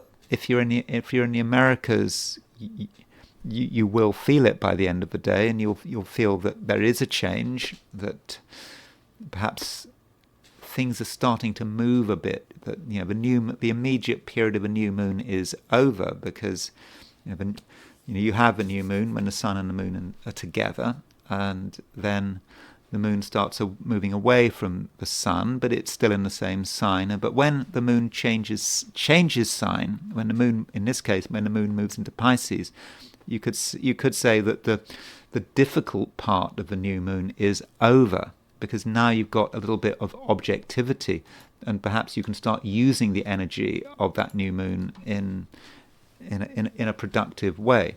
And with this new moon, with the moon moving into Pisces, I think it's just going to make you more of an extrovert, better able to deal with other people, more ready to be welcoming. But for most of the day, the moon is in Aquarius, and so even for all of the day, and so with the moon in Aquarius, it is still a time to be holding back, and to keep some things to yourself. I think that is important. You can't be open and 100% honest. Not honest in a sort of a moral sense, but honest about what you feel. I don't think that is an especially good idea, though. The main aspect today, the main aspect that I think we really need to concentrate on is an aspect between the Sun and Jupiter.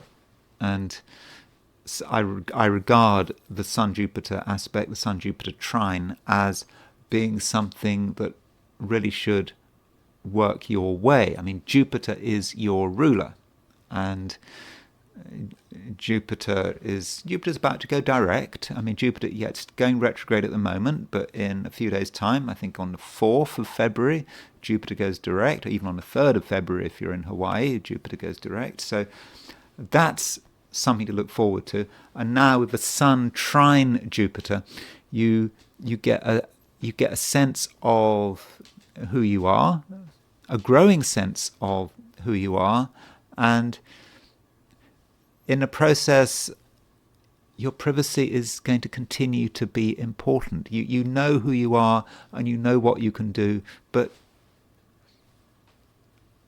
away from the madding crowd, it's not a public process. And if you can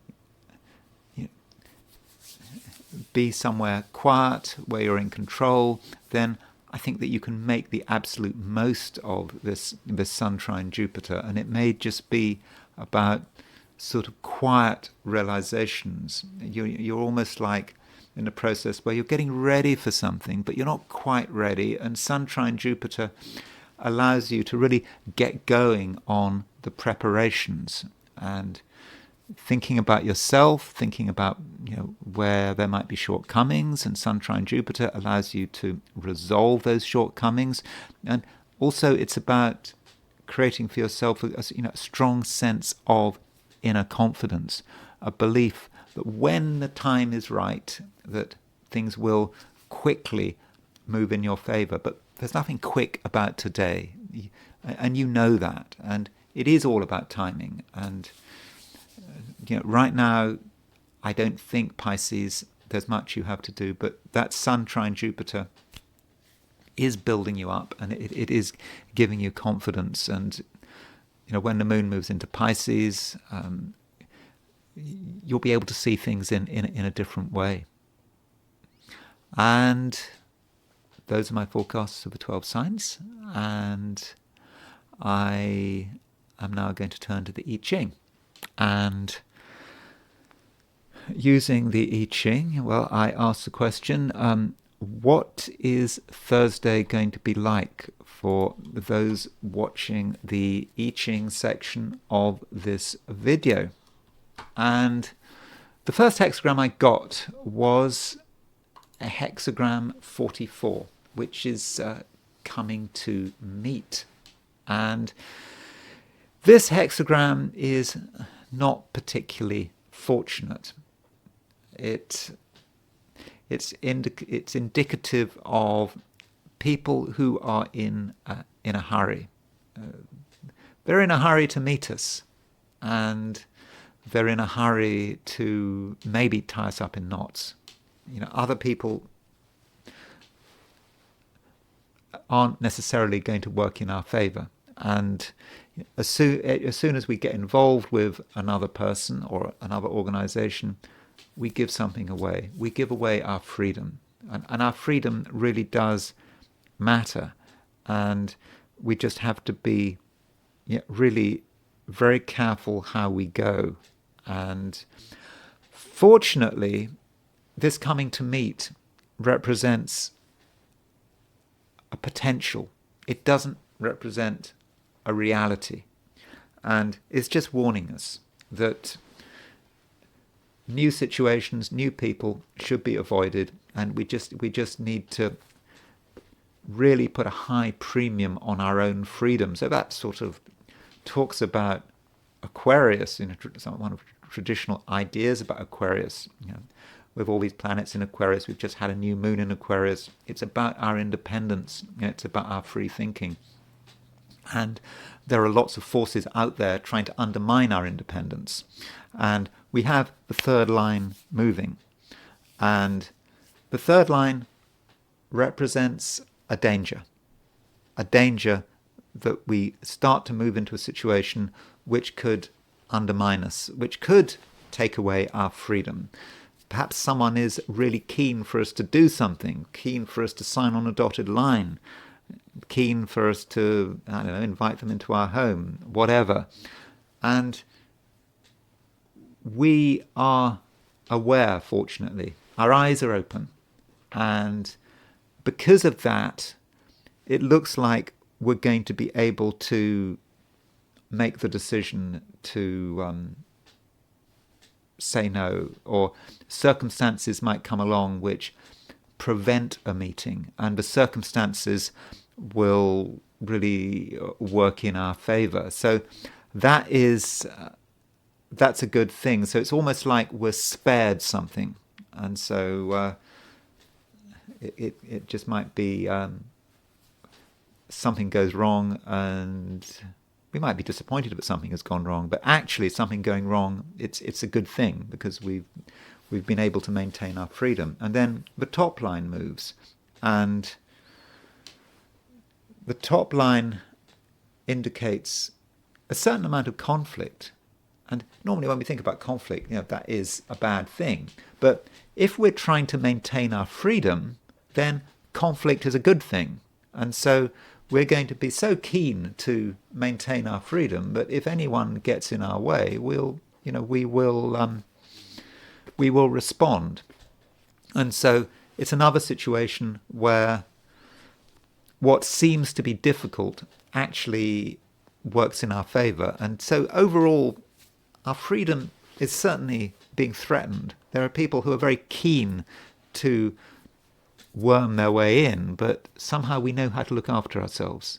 And there is a satisfactory outcome. I mean, it's quite an exhausting outcome, because who wants conflict? But we do know how to look after ourselves. But then, because we've got two lines moving, that means we move to a different hexagram.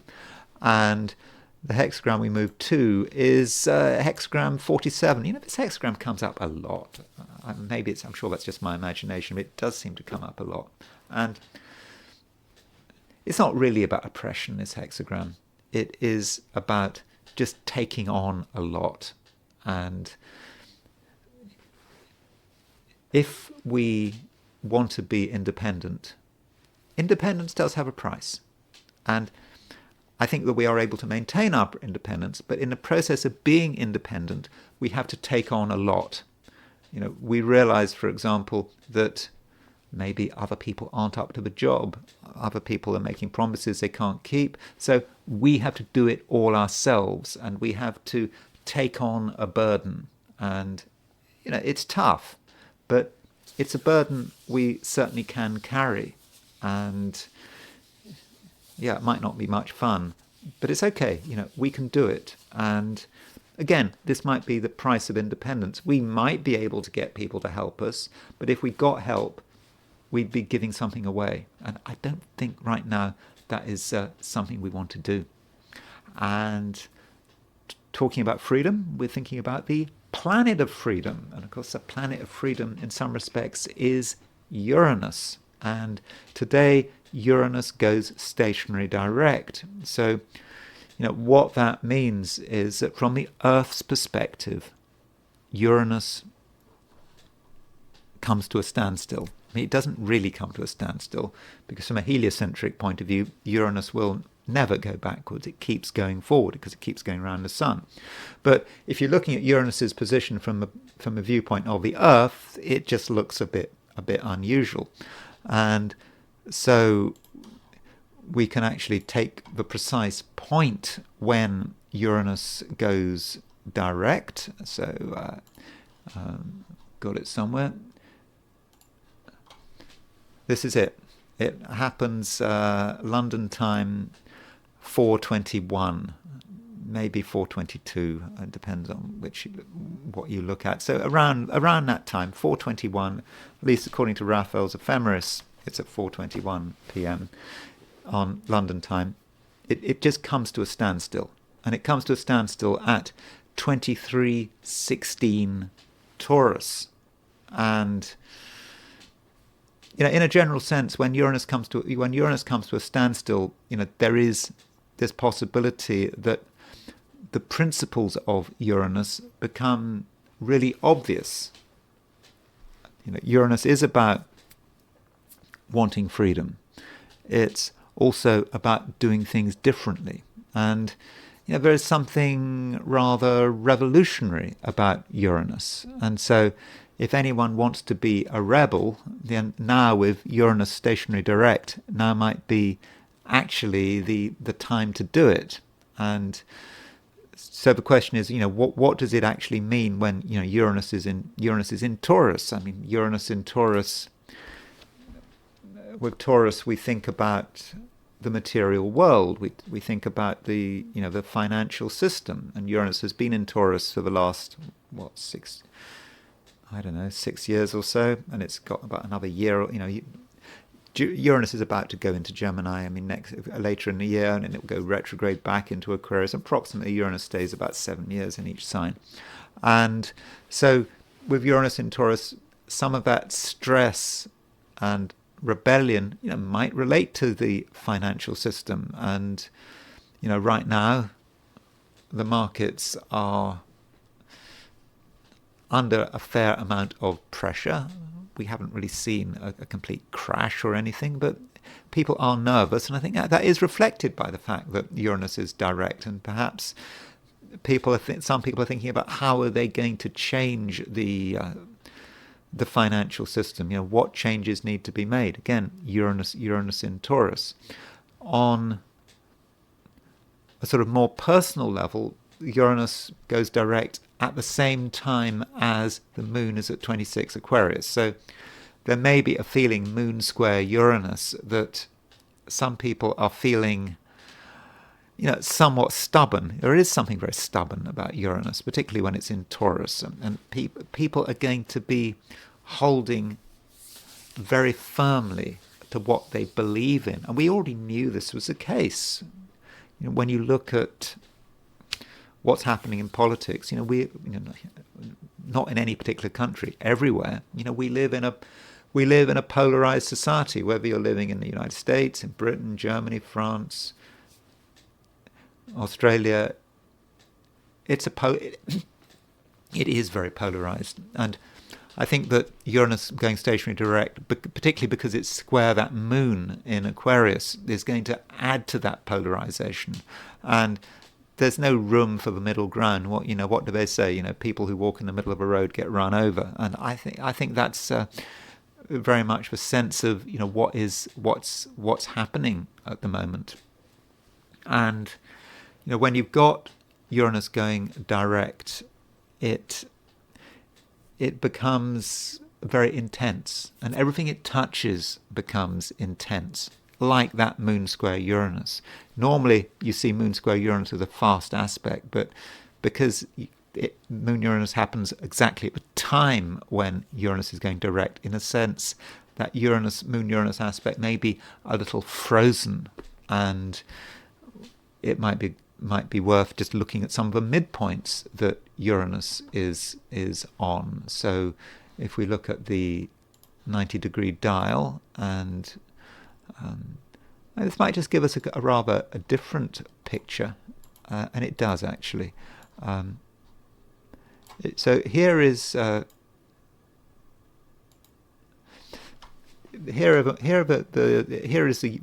symmetry involving Uranus. And strangely, this Uranus going direct, for some people, may actually have relevance for relationships.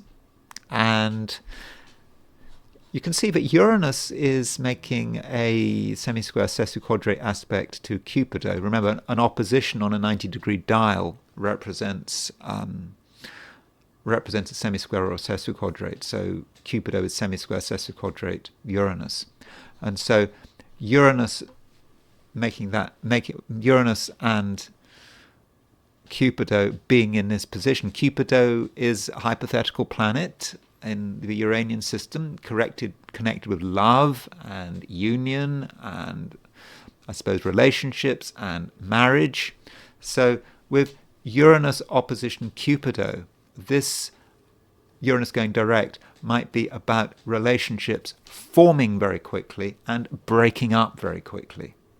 And not just between people, it might be between countries. If we're looking at this from a collective point of view, we need to think about diplomacy. And Uranus is on not just opposition Cupido, it's on the Venus-Mars midpoint. So we've got Uranus on the Venus-Mars midpoint, and we've got Cupido on the Venus-Mars midpoint.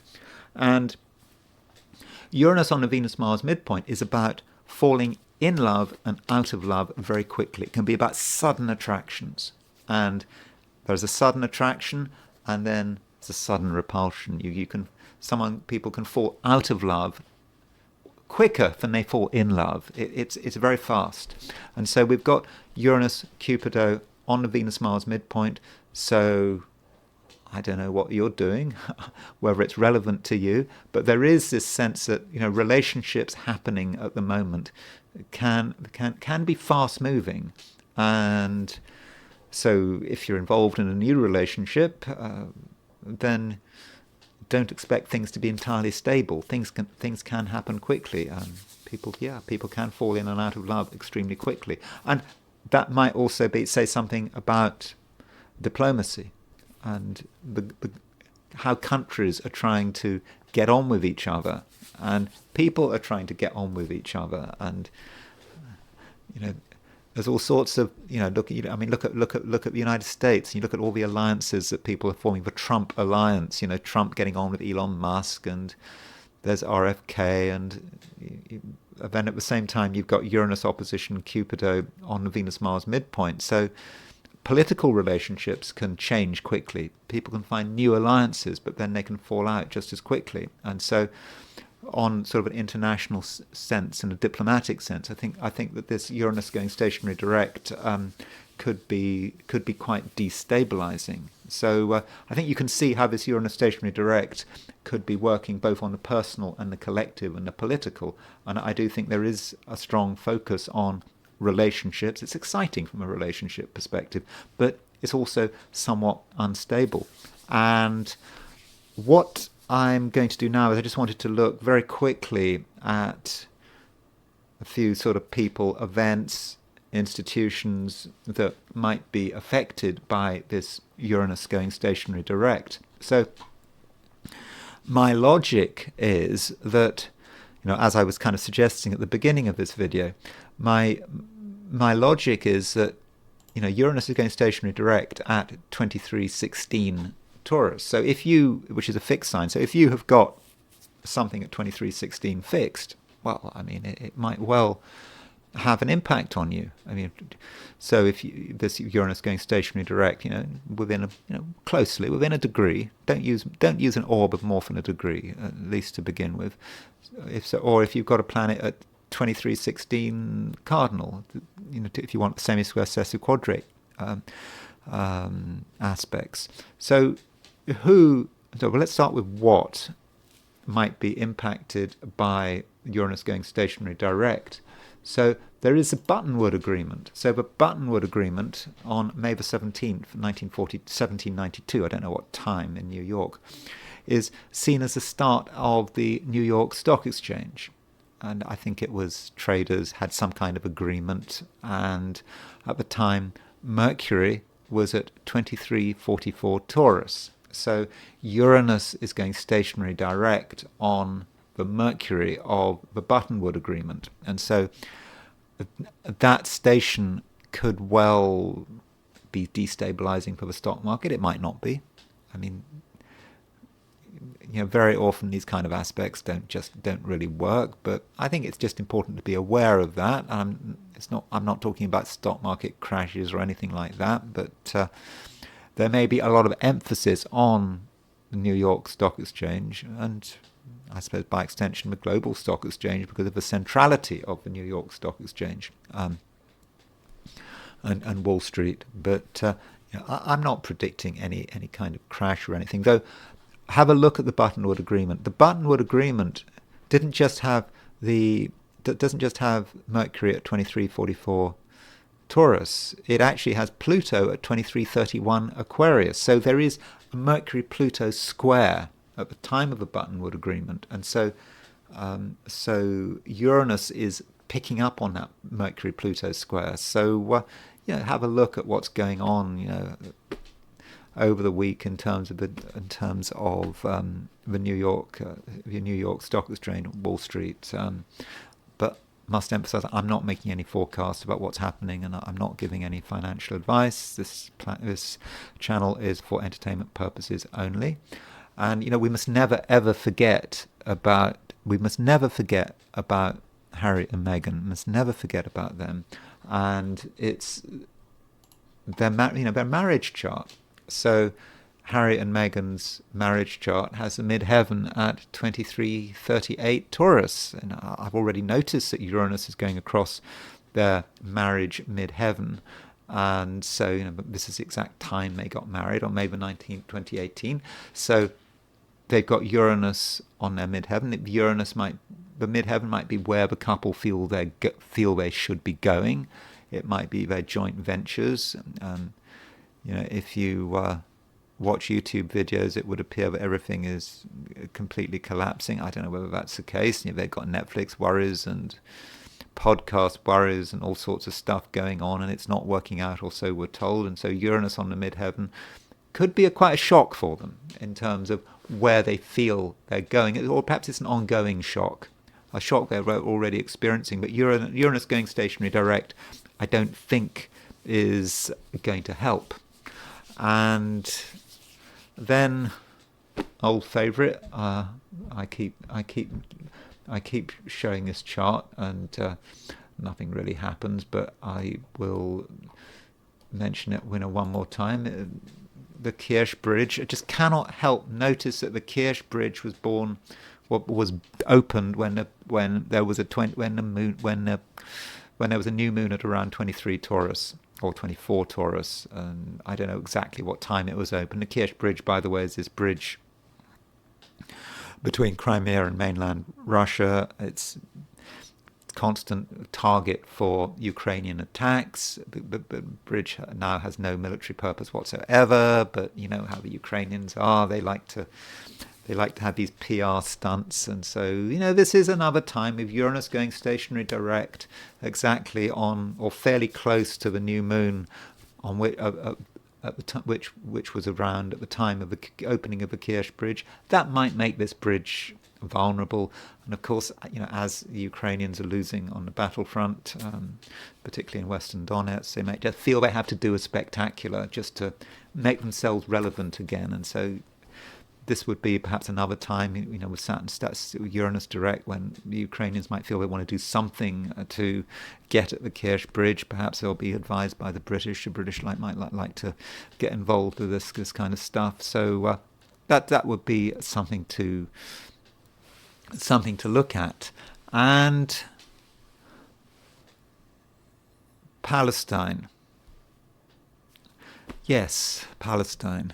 I do want to say something about Palestine. So Palestine was announced on November the 15th, 1988. And I do think that something still seems to be going on. When Yasser Arafat, when independence was announced in Algiers, on November the 15th, 1988, the sun was at 22, I think that's 2250 Scorpio. And so that means that Uranus is going a stationary direct opposition Palestine's sun. And, people are talking about peace in Gaza and people returning to their homes and whatever. But, I just feel this whole thing is not finished. And especially with Uranus opposition the sun. And, well, in fact, Uranus is on Palestine's midheaven. I mean, it is very destabilizing, not just for Gaza, but the whole Palestine state. So something else seems to be going on here. So I don't know. Things still seem to be a little bit unsettled. And, while we're on the subject of Palestine, I took the moment at which Uranus went stationary direct, and I relocated it to Gaza, which is pretty much the same as Israel. And look how Uranus is exactly on the midheaven, pretty close to the midheaven, within a degree of the midheaven. So that moment when Uranus went stationary direct was on the midheaven in Gaza, and also on the midheaven really through Israel, Lebanon. So I do think that this Uranus is going stationary direct could be quite difficult for the Middle East, and that part of the Middle East, if you think Israel, Lebanon, I suppose to an extent Syria. So that needs to be what needs to be watched out for. And well, I suppose while I'm at it, I should show you the astro map just to make this clear. There is the Uranus line. You can see it just goes a bit west of Moscow, goes right through Syria, Israel, Lebanon, and goes through Sinai, and then there are other places to consider like Ethiopia and so forth. So that might be a line to consider when you think about what part of the world might be most impacted by Uranus going direct. But I don't think all is as it seems in the Middle East, and we know that Syria is not going to have a happy ending, is it? I mean, it can't have a happy ending, can it? And so Uranus going stationary direct is going to stir things up. So those are some events, and I just want to quickly look at a few people who might be impacted by Uranus going stationary direct. If you're in the UK, then someone in the news is the Deputy Prime Minister, Angela Rayner, and Angela Rayner is someone who I don't think she's done anything particularly useful. I mean, she says a lot, and she has got her Venus at 2332 Taurus. She's got Venus opposition Uranus in her chart, actually. So Venus opposition Uranus may suggest that she's a somewhat abrasive person. It may say something about her relationships and her personal life. In fact, she's not just got Venus opposition Uranus, she's got Mars at 26 Leo, she's got Venus. So this is a very dramatic T-square in Angela Rayner's chart. And Uranus is going stationary direct at 2316 Taurus. So Uranus is going stationary direct right on her Venus. Now, what does that mean? Is it going to say something about her personal life? Is it going to say something about how she gets on with other people? And it just may be that from a political perspective, this puts her under pressure, or she may be someone who is difficult to deal with. So that's Angela Rayner. And a woman who is under a lot of pressure is the mayor of Los Angeles, Karen Bass. And she was, of course, much criticized for she was visiting Ghana at the time of the fires, or when the fires started. She was warned that there was going to be a big wind, but she stayed in Ghana. And here's her chart. And so Karen Bass has her midheaven at 2245 Taurus. So we've got a pretty exact time for her, 2:27 a.m. So with Uranus on her midheaven, this might be difficult for her. Maybe this is a time when she recognizes that it's just not going to happen. Maybe her political position becomes untenable. And, I mean, she's someone who likes to hold on. She's got Pluto on the ascendant, and that Pluto is square the midheaven. So the Uranus going direct is on her midheaven, square her. It's square her Pluto. So there's a real struggle here for Karen Bass, and I think she's really struggling to save her political career. And I think that Uranus going stationary direct could be difficult for her. And continuing on the theme of California Democrats, we have Nancy Pelosi. Nancy Pelosi, like Karen Bass, has Leo rising, and she's got midheaven very closely there. 22 midheaven at 2225 Taurus. So Nancy Pelosi has Uranus stationary direct on her midheaven, and it's quite close to her Venus-Mars conjunction. So in terms of Nancy Pelosi's political position, she's under pressure as she approaches her 85th birthday in a couple of months' time, in less than 2 months. And so her position and her ambitions and where she sees things going politically, it's not easy for her. And it might be a time when she has to sort of change her role, reconsider her role. So that's That's something that she might think about. And finally, I want to look at two kings. The first king I want to look at is King Charles, King Charles III, and so here is King Charles III's chart. Now, King Charles has his sun at 22-25 Scorpio, so that means that Uranus is opposition his sun, and with Uranus opposition his sun, King Charles may feel himself to be under pressure. I don't know what that says about his health. I don't really want to speculate. I know he's ill, and Uranus opposition his sun. It may say something about the country he rules. This is a chart of the head of state. The king is the land is the king. Uranus is opposition to sun, so it is about some kind of shock with Uranus stationary direct, and it may hit him quite hard. This Uranus opposition to sun, and then there is the king of Jordan, King Abdullah.